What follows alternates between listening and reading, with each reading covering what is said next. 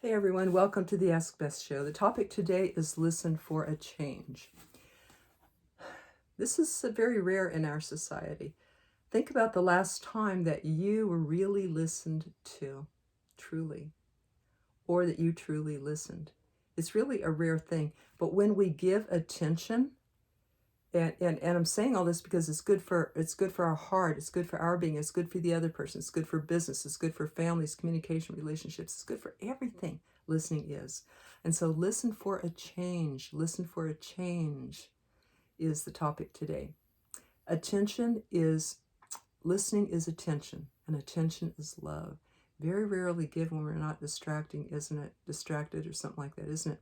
There was a lady who said that, she had a major illness, and whenever she would speak about it to other people, they would inevitably turn it about them and say, oh, I had that happen to me once, or, something about, oh, I would feel this or that way. So she ended up feeling very lonely when she tried to tell people about her business because she couldn't hardly find anybody who would just listen and make it about her. All of a sudden they turned around, it was always about them.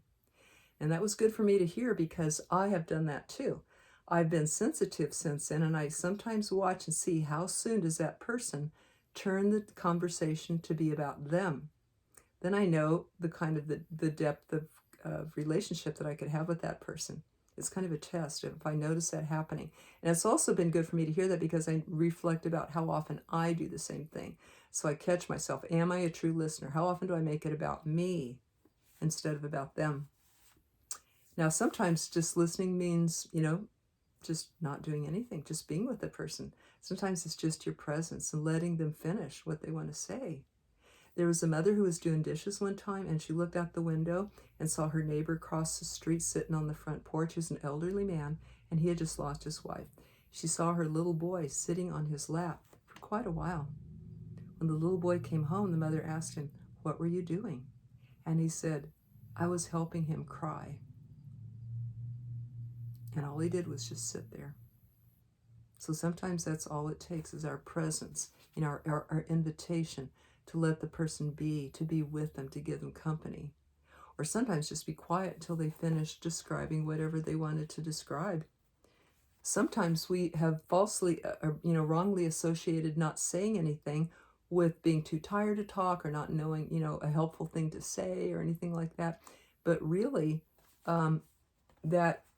that is not necessarily so. There can be at the right times a good value. You have to kind of feel that out again, but it has to be at the right time.